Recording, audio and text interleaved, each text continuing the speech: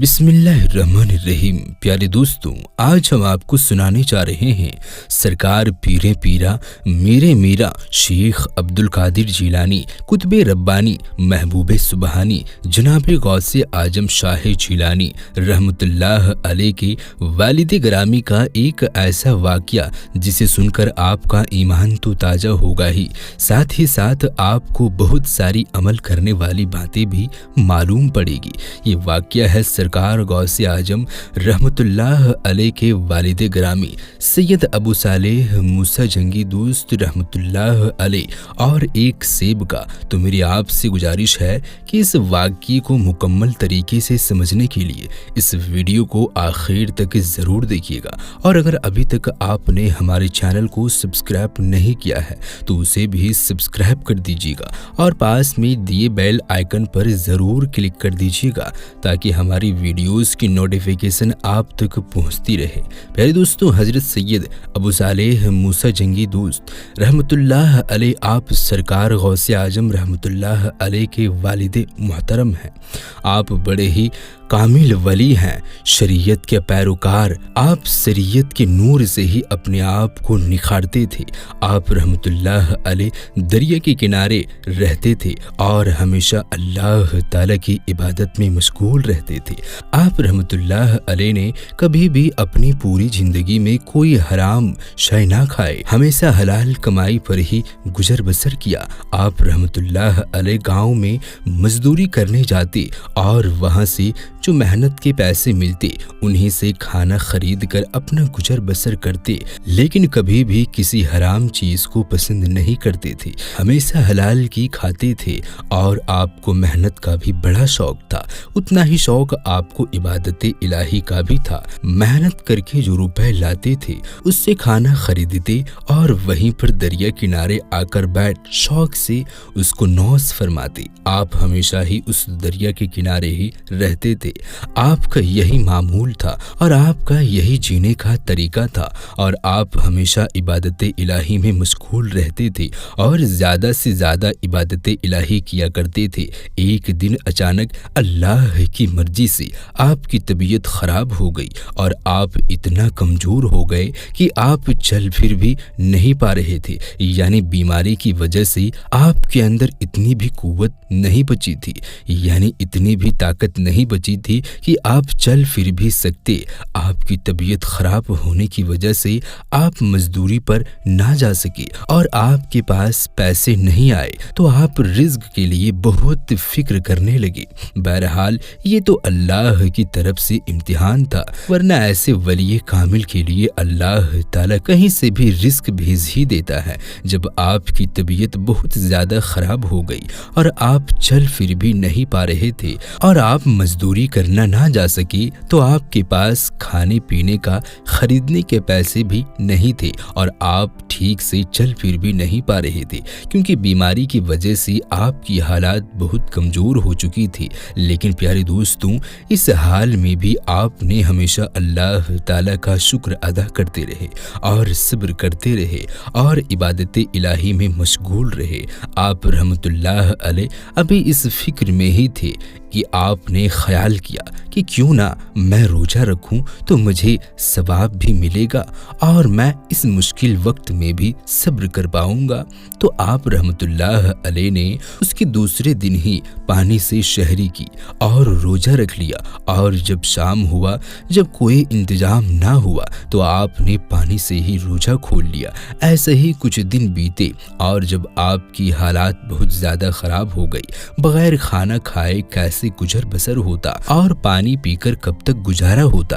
کمزوری سے آپ کی یہ حالت ہو گئی تھی کہ آپ کو صحیح سے ہوش بھی نہیں آ پا رہا تھا۔ ایک دن آپ اسی حالت میں چکر کھا کر بے ہوش ہو گئے اور اسی حال میں آپ گھنٹوں بے ہوش پڑے رہے۔ جیسے ہی آپ کو ہوش آیا تو آپ کو تھوڑی راحت ملی۔ جیسے ہی آپ کو ہوش آیا تو آپ کی نظر دریا کے موج پر آئی۔ آپ نے دیکھا کہ ایک سیب تیرتا بہتا ہوا دریا میں آپ کی طرف ہی آ رہا ہے۔ آپ سیب کو دیکھ کر بہت خوش ہوئے، آپ کے دل کو تسلی مل گئی، آپ کو قرار آ گیا اور آپ نے اللہ تعالیٰ کا شکر ادا کیا۔ پیارے دوستوں، ان دن بھی سرکار غوث اعظم رحمۃ اللہ علیہ کے والد روزے سے تھے۔ آپ نے سوچا کہ آج جو ہے وہ میں روزہ اسی سیب سے ہی کھولوں گا اور اب میری بھوک بھی مٹ جائے گی۔ آپ اس سیب کا انتظار کنارے بیٹھ کر کرنے لگے اور بہتا بہتا سیدھے آپ کے پاس آ گیا۔ آپ نے اس سیب کو اٹھا لیا اور جیسے ہی شام کا وقت یعنی افطار کا وقت ہوا تو آپ نے اس سیب نوش فرما لیا۔ جیسے ہی آپ نے سیب کھایا تو اللہ تعالیٰ کا شکر ادا کیا اور آپ کے دم میں دم آیا، یعنی کہ آپ کو راحت ملی، کیونکہ آپ کئی دن سے فاقہ کر رہے تھے۔ جب آپ نے وہ سیب نوش فرما لیا یعنی کھا لیا، اس کے بعد آپ کو خیال آیا کہ میں نے یہ سیب تو کھا لیا، لیکن کیا یہ مفت کا سیب جائز ہے؟ آج تک میں نے کوئی حرام کمائی نہیں کھائی، نہ ہی کوئی حرام شے کو نوش فرمایا، لیکن آج جو میں نے یہ مفت کا سیب کھایا، کیا یہ مجھ پر جائز بھی ہے؟ آج تک میں نے کبھی بھی مفت کا مال نہیں کھایا، لیکن آج بھوک کی تپش نے، بھوک کی شدت نے مجھے یہ مفت کا مال کھلا ہی دیا۔ آپ یہ سوچ کر بڑی پریشان ہو رہے تھے۔ آپ نے سوچا کہ یہ داغ مجھے بہت تکلیف دے سکتا ہے، تو میں اب اس غلطی کے لیے کیا کروں جس سے میری یہ غلطی معاف ہو؟ تو آپ نے خیال کیا کہ کیوں نہ جس جانب سے یہ سیب آیا ہے اس طرف جایا جائے اور اس کے مالک یعنی اس چیز درخت سے یہ سیب گرا ہے اس درخت کے مالک کا پتہ کر کے اس سے معافی مانگی جائے۔ اگر وہ مجھے معاف کر دے گا تو میری یہ گناہ دھل جائے گا اور تب تک مجھے قرار نہیں آئے گا جب تک کہ اس کے مالک کو ڈھونڈ کر اس سے معافی طلب نہ کر لوں اور وہ مجھے معاف نہ کر دے۔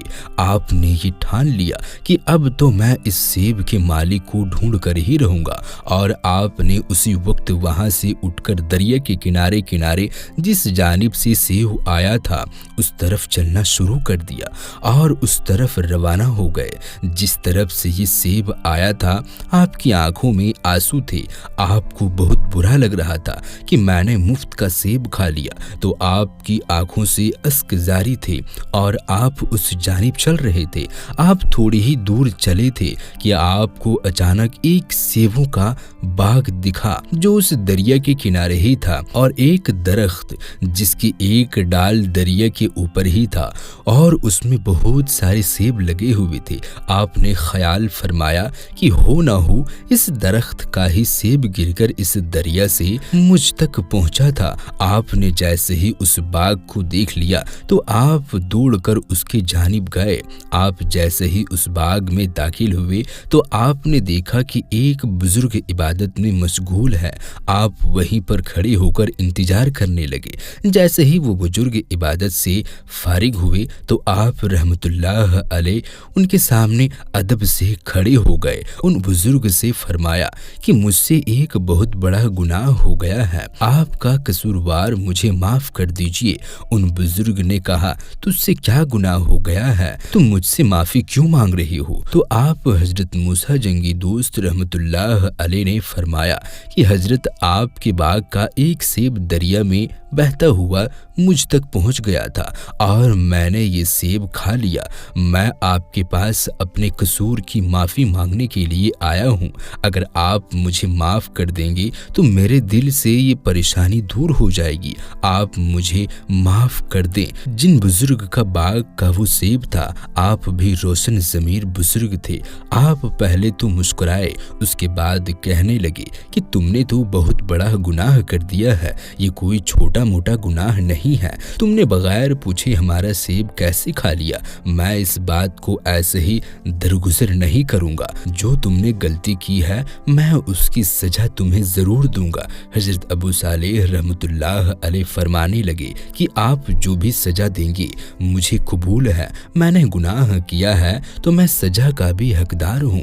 آپ جو بھی سزا دیں گے میں ہنسی خوشی اسے قبول کر لوں گا، لیکن آپ بس میرا یہ گناہ معاف کر دیجئے۔ तो उन बुजुर्ग ने फरमाया कि आज से तुम्हारी सजा ये है कि तुम्हें सुबह शाम इस बाग की देखभाल करनी है और हमारा कहना मानना है। अब तुम्हें रोज यहाँ इस बाग से सेब तोड़ना है और सुबह शाम उसे बेचना है, लेकिन खबरदार एक भी सेब नहीं खाओगे।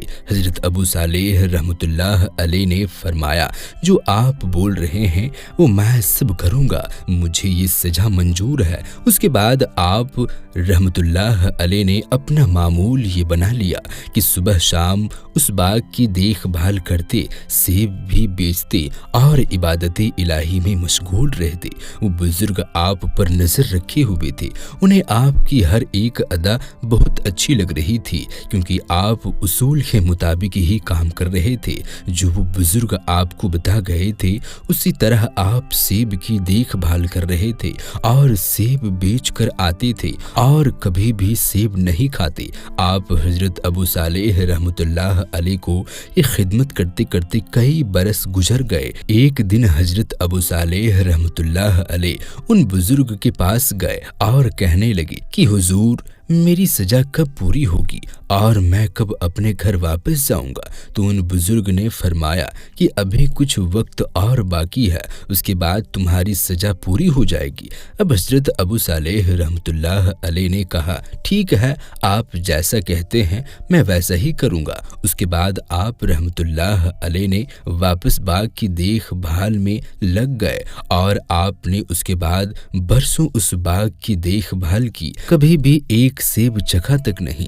कुछ सालों बाद आप रहमतुल्लाह अलैह एक दिन फिर उन बुजुर्ग के पारगाह में गए और कहने लगी कि मेरी सजा अब तक पूरी हुई या नहीं। तो उन बुजुर्ग ने फरमाया कि तुम्हारी सजा पूरी हो चुकी है, लेकिन अभी भी मैं तुम्हें ऐसे ही नहीं जाने दूंगा, अभी भी मेरी एक शर्त है। तो आप रहमतुल्लाह अलैह ने कहा, शर्त? कैसी शर्त? आप मुझे बताएं।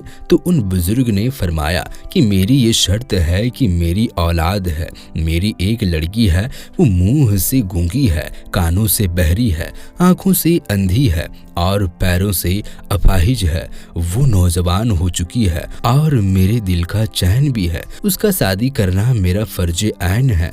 फिर उन बुजुर्ग ने फरमाया कि उस लड़की यानी मेरी लड़की के साथ तुम्हें निकाह करना होगा, तभी तुम्हारी गलती माफ होगी।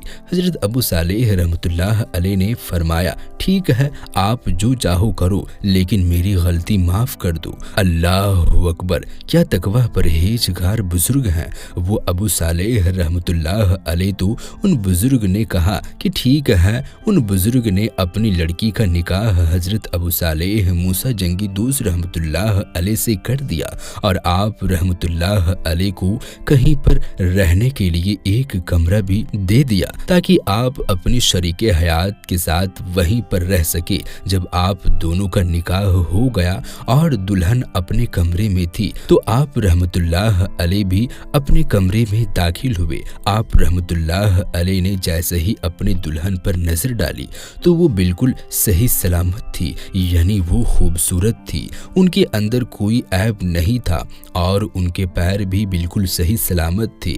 वो घबरा गए और सोचने लगे कि मेरी दुल्हन तो अंधी है और वो पैरों से अपाहिज है और बेजुबान भी है, लेकिन ये तो बहुत खूबसूरत औरत दिख रही है, शायद ये कोई और लड़की यहाँ पर आ गई है। जैसे ही आपको लगा कि कोई गैर औरत है तो आप भागते हुए उस कमरे से बाहर चले गए।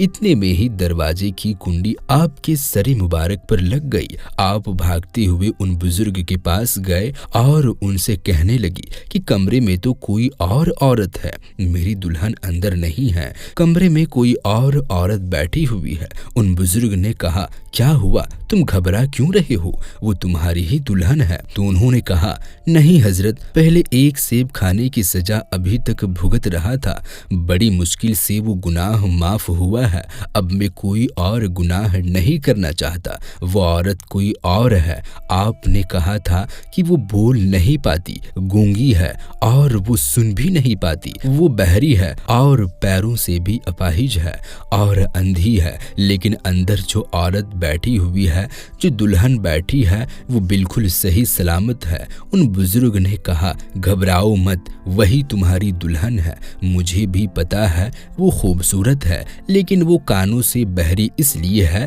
کیونکہ آج تک اس نے غیر مرہم سے ہم کلامی نہیں کی، اور زبان سے گونگی اس لیے ہے کہ اس نے کبھی بھی غیر مرہم سے بات نہیں کی۔ نابینا اس طرح ہے کہ اس نے آج تک غیر مرہم کو دیکھا تک نہیں۔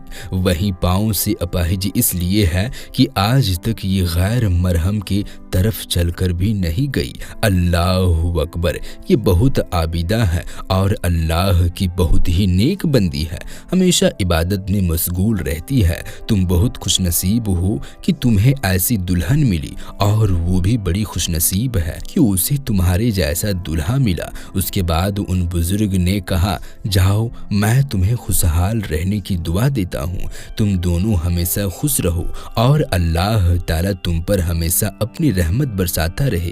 آپ رحمت اللہ علیہ اور آپ کی دلہن دونوں خوشی خوشحال کے ساتھ رہنے لگے۔ اس کے بعد اللہ تعالیٰ نے ان نیک لوگوں کو حضرت شیخ عبدالقادر جیلانی قطب ربانی محبوب سبحانی رحمت اللہ علیہ جیسا بیٹا عطا کیا۔ سبحان اللہ۔ میرے پیارے دوستو، یہ ہے غوث پاک رحمت اللہ علیہ کے والد اور والدہ کا واقعہ۔ اگر یہ واقعہ آپ کو واقعی پسند آیا ہو تو کمنٹ میں یا غوث المدد لکھیں۔ اللہ تعالیٰ سے یہی دعا ہے کہ اللہ تعالیٰ رسول خدا صلی اللہ تعالیٰ علیہ وسلم کے صدقے طفیل ہمیں تمام اولیاء کرام اور تمام بزرگان دین سے محبت کرنے کی اور ان کا ادب اور تعظیم کرنے کی توفیق عطا فرمائے، اور ہمیں ہر برے کام سے، ہر برے اعمال سے بچائے رکھے، اور صراط المستقیم کی راہ پر چلنے کی توفیق عطا فرمائے۔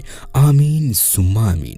اس ویڈیو کو اپنے دوستوں احبابوں میں زیادہ سے زیادہ شیئر کریں۔ ملتے ہیں پھر کسی نئی ویڈیو کے ساتھ، تب تک کے لیے آپ اپنا اور اپنوں کا بہت زیادہ خیال رکھیں۔